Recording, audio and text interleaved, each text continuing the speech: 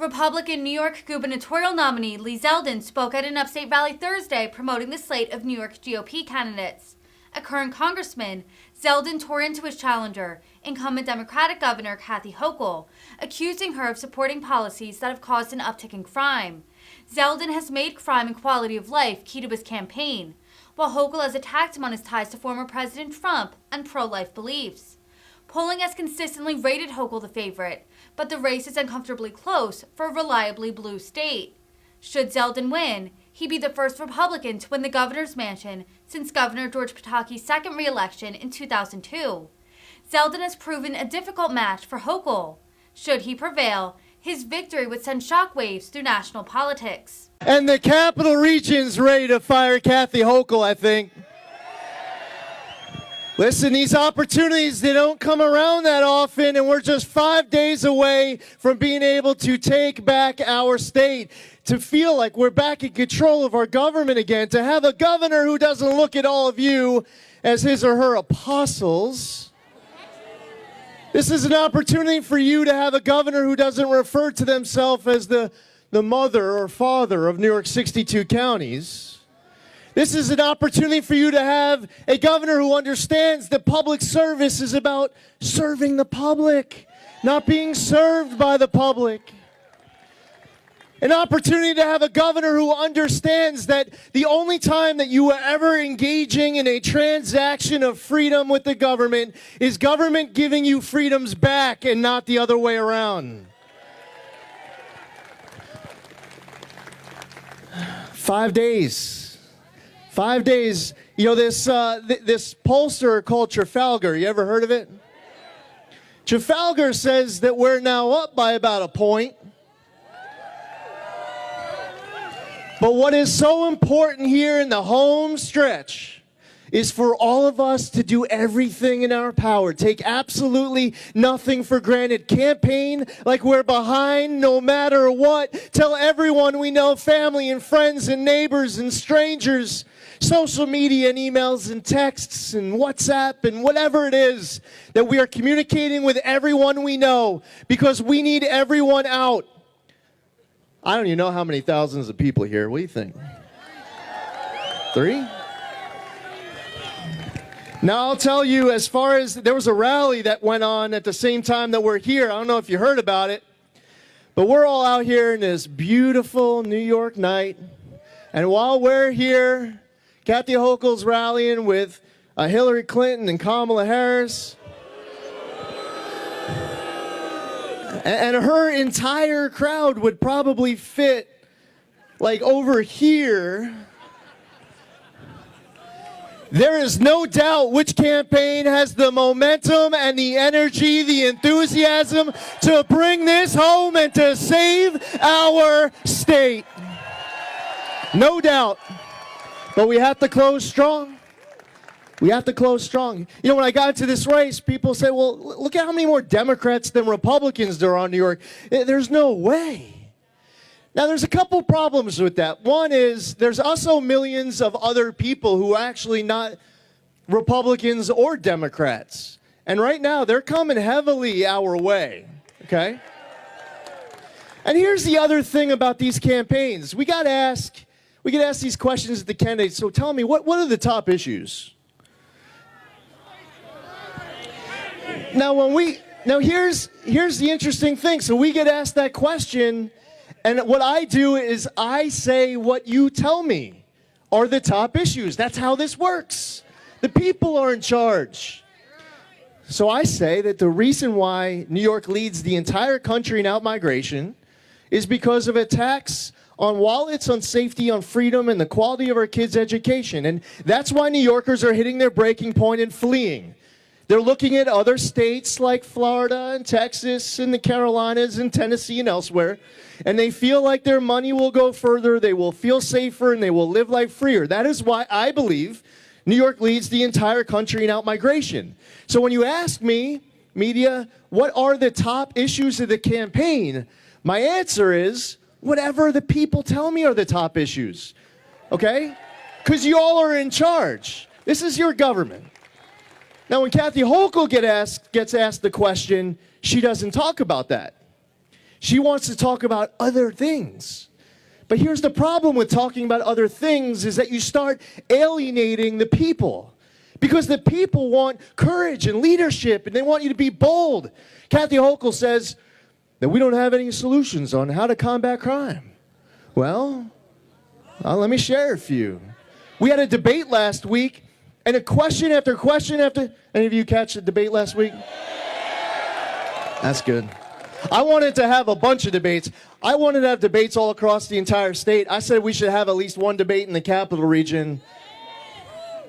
Heck, I'll take a seat right here. I don't know, you know, she's taking her helicopter back to Albany right now. She might even be back. I mean, I'm ready. But she doesn't want to debate again. So we're at the debate, and they're asking question after question after question about crime. And I point out to her that we are almost halfway through this debate, and you haven't yet spoken about the whole lock up the bad guy part of fighting crime. And she says that she does not understand why that is so important to me. And when she says that she doesn't understand why that's so important to me, she's saying that she doesn't understand why that's so important to the people, to all of you. So she decided that she was going to do some cleanup. She went on MSNBC this past weekend. And when she was on MSNBC, she used the opportunity to say that this whole thing about fighting crime, that it's a conspiracy, and that we're data deniers. Now, here's the reality, though, is that if you look at a number of these major crime categories, they're up. Category after category after category after category. So if we're relying on the data, well, then maybe there's something here that we should be talking about. We don't want to be lectured. A few decades ago, they tried that back in the 1980s, telling it was just perception. There's nothing to see here. Just look away. But now you have cell phones and social media, and people see the videos. They see the news stories. And they decide, you know what, we want people in government to step up and lead. They're angry. They want their streets to belong to law-abiding New Yorkers and not belonging to criminals. Don't put the handcuffs on the law enforcement. Don't put the handcuffs on the law-abiding New Yorker. Put it on the criminal. And she's trying to lecture. That was her cleanup. So she says that there are no ideas. And listen, I have a couple of ideas to start with. Right after I'm sworn in, and hopefully all of you, January 1st, plan on being at the state capitol when you all get to swear in a new governor. I believe that we shouldn't be releasing violent criminals who just roam free on our streets. We have some weak prosecutors out there. They're not doing their job. They're not enforcing the law. So I've said that the first thing that I'm going to do, the first day that I'm in office, is tell the Manhattan District Attorney, Alvin Bragg, that he's going to be fired. Now, I want to be able to work with the state legislature. I think they should come to the table to fix all these pro-criminal laws. You see the story of Kiera Hudson just outside of Buffalo. And there's a mother of 3.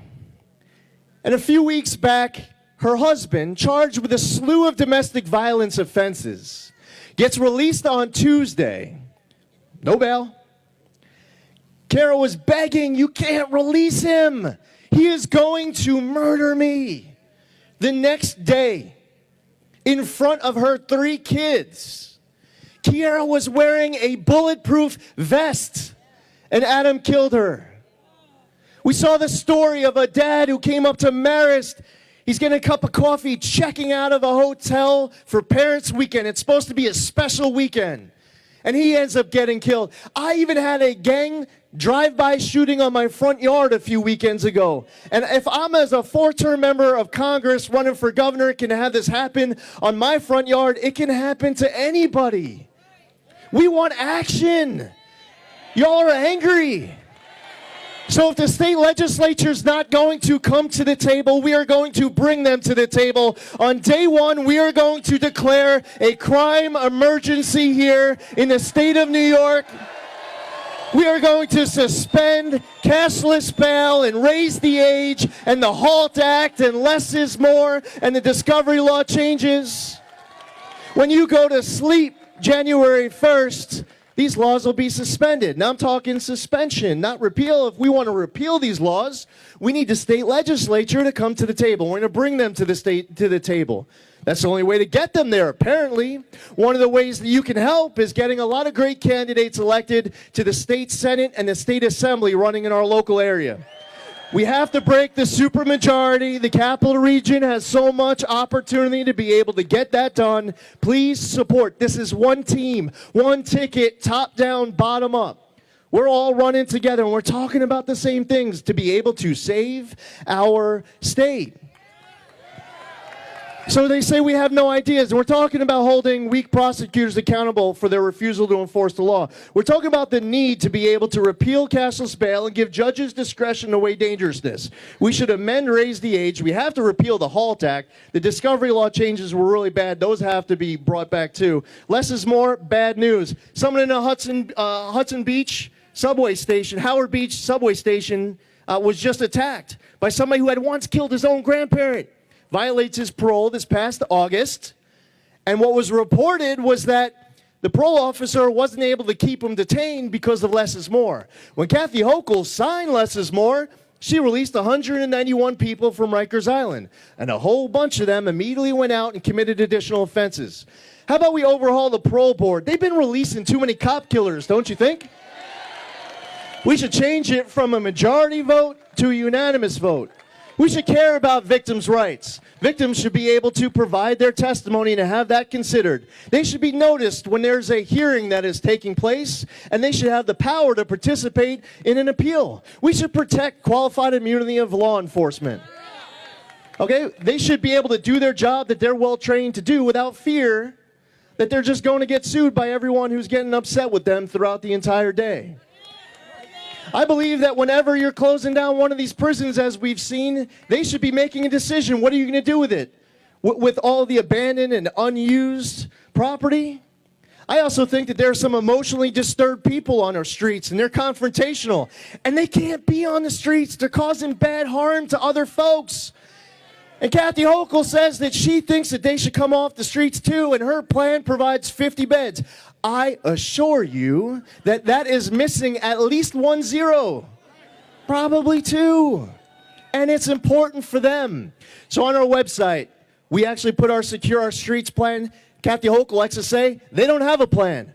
We all have a plan, but what we lack right now is a governor with a backbone to do the right thing, to back our men and women in law enforcement, to make sure that we're firing those rogue district attorneys who refuse to enforce the law, to make sure that we're rolling back these pro-criminal laws while we have an Albany that thinks that they haven't passed enough pro-criminal laws.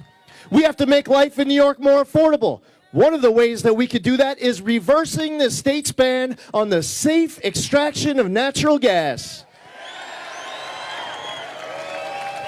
There are pipeline applications right now up in Albany collecting dust, being delayed and denied, instead should be getting approved. The state should be operating off of a state spending cap. They have to bring spending under control. What do you think about enacting the largest tax cut in the history of the state? Sounds pretty good. Pretty sure Kathy Hochul's not going to try to get that done. And by the way, if you want to get a COVID vaccine, get it. If you don't want to get it, don't get it. But don't get it because the governor called on you to be his or her apostle. Nobody should be fired for that personal decision of whether or not to get the COVID vaccine. And everyone who is fired should get their jobs back with back pay. We have students right now who pay their tuition, and they're being blocked from the classroom for a personal decision of whether or not to get it. When we were at the debate last week, Kathy Hochul said, with regards to her COVID vaccine mandate, she would do it all over again. When we were asked about whether or not we would mandate the COVID vaccine for our kids, she would only commit to not doing it right then and there. And I said, when it was my turn, I would never mandate the COVID vaccine for anyone at any point. By the way, seriously, if you want to get it, get it. It's your decision, okay? Freedom is something that's important to protect. Our kids' education. We want people who have left to come back home to New York. And we've reached the point that the only way that this state can bring businesses to New York is by bribing them with tax breaks, policies that pick winners and losers. How about we level the playing field? How about businesses just coming here because we have a good business climate and low taxes and freedom and less regulation and state agencies that want to support business rather than prosecute business? You know what happens in other states with these businesses? They just go there. You don't have to bribe them. And it's really important for you to have a government that you can be proud of. It is time for term limits to get passed. The governor of the state of New York should be term limited to no more than 2 terms of 4 years each. I would call on the state legislature to term limit me, and I'm really happy that there are a bunch of cameras that are here right now because you could put me on record, and I've said it in the past. Even if the state legislature doesn't term limit me, I will term limit myself. New Yorkers want term limits. And by the way, I also think New Yorkers want voter ID. See, they debate whether or not we should have it. The people are in charge. If the people want it, you give it to them because it's not your state, it's not your government. It belongs to all of you. Yes. I want to say that we live in the greatest state, in the greatest country in the history of the world. And it's hard for us to be able to make that argument when people in other states are saying, well, don't you live in that state that leads the entire country in population loss? Okay, that's a good point, fair point. I want us to be able to easily defend ourselves when we are telling anyone in America that we live, and we will, we are going to restore New York to glory. We live in the greatest state, in the greatest country in the history of the world. Now, like I said, this is one team, one ticket. I'm not asking you to support just one of us. I'm asking for you to support all of us. And my partner in this, she's going to be a great lieutenant governor. You know, Kathy Hochul, her first big decision, she picks Brian Benjamin as her lieutenant governor.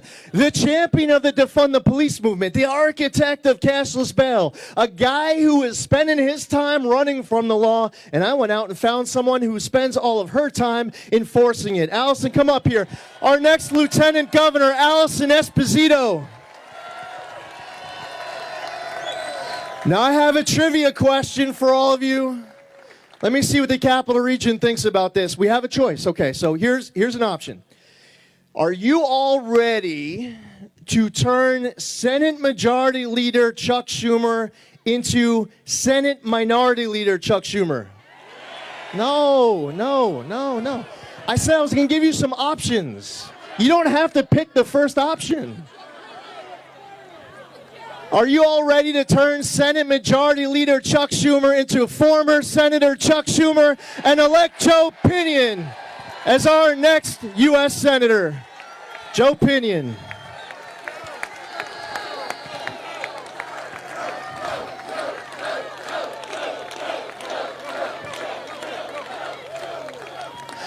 And listen, this is a statewide ticket. We have Paul Rodriguez running for state comptroller. I encourage you to support him. And we also have here with us tonight, you heard from Michael Henry running for New York State Attorney General. This is one statewide ticket, so I'm asking for you to support all of us.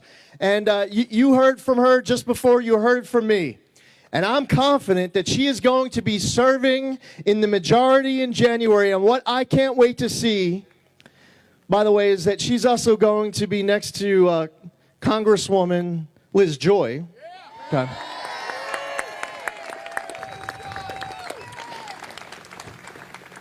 We have to make sure that all of us have the opportunity at the beginning of January to turn our TVs onto C-SPAN when we all get to watch the gavel permanently coming out of the hands of former Speaker Nancy Pelosi. And taking the gavels out of Adam Schiff's hands and Maxine Waters and Jerry Nadler, and we will have a balance of power being led by one of the most influential members of the House of Representatives come January. She's already shooting up the ranks. She is a superstar in our conference. She is smart. She is dedicated. She's a hard worker. She is a fighter. Congresswoman Elise Stefanik.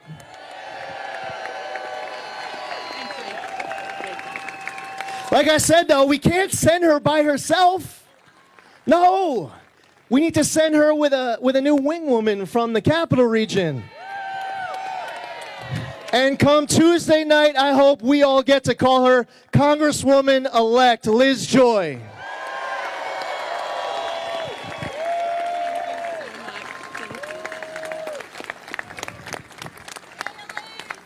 All right, listen, I get one team, one ticket. Let's bring all of our candidates up. If you're running for state senate and state assembly, come here and join us. See my friend Jake Ashby, soon-to-be state senator Jake Ashby. Now there are times, anyone who's running, let's get them up here. This is one team. There are times when we have elections, and we're wondering, okay, I wonder which one of these races we're going to be able to win. Because you have a limited amount of attention and bandwidth. But in 5 days, this isn't about winning some of what's up here. This is about winning every single one of these races with these great candidates. We will have a balance of power in Washington again. We will break that supermajority in the state assembly and state senate. And I don't know, you tell me, with all apologies to Prince, it happened once about 28 years ago. Are you all ready to party like it's 1994 again?